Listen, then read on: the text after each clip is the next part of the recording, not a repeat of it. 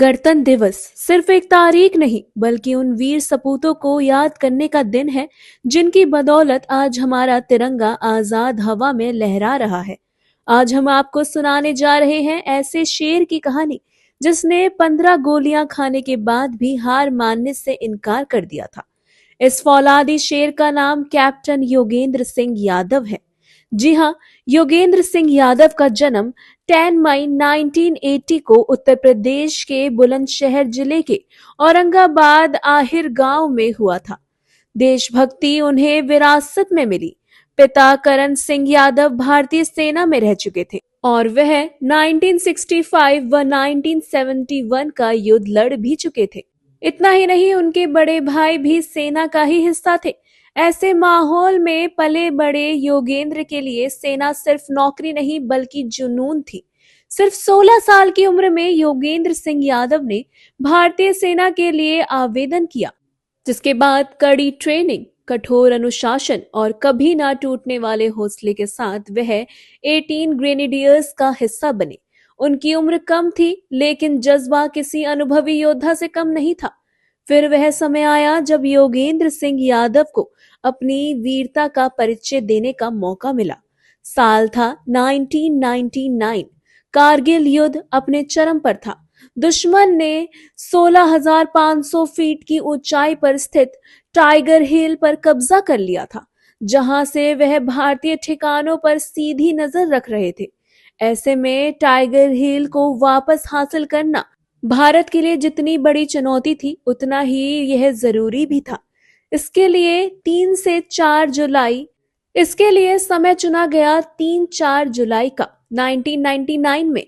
उस अंधेरी बर्फीली रात को चुना गया। खड़ी बर्फीली चट्टान पर रस्सी लगाकर रास्ता बनाना बेहद खतरनाक था। इस काम के लिए 19 साल के योगेंद्र सिंह यादव आगे बढ़े, लेकिन तभी दुश्मनों ने गोलियों और ग्रेनेड से उनकी टीम पर भीषण हमला कर दिया। उनकी पूरी टीम शहीद हो गई। खुद योगेंद्र के शरीर में 15 से ज्यादा गोलियां और छर्रे लगे, जहां उनका कंधा, कमर, पैर सब लहूलुहान हो गया। लेकिन भारत माता का यह वीर झुका नहीं। गंभीर हालत में वह रेंगते हुए दुश्मन के बंकर तक पहुंच गए। उस पर ग्रेनेड फेंका और कई दुश्मन सैनिकों को ढेर किया। उनकी इसी वीरता ने बाकी सैनिकों में जोश भर दिया और आखिर में टाइगर हिल पर तिरंगा लहरा दिया गया।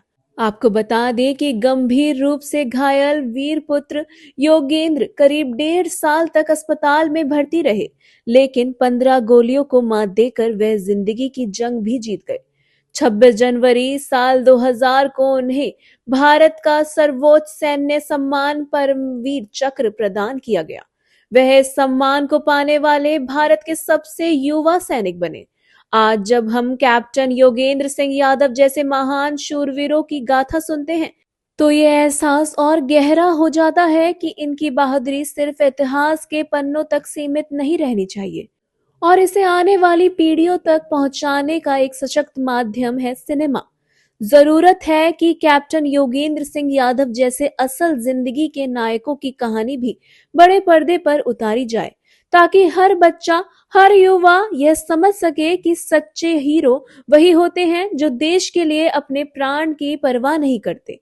और इसी सोच को आगे बढ़ाते हुए बॉलीवुड एक बार फिर देशभक्ति के जज्बे को पर्दे पर उतारने की तैयारी में है।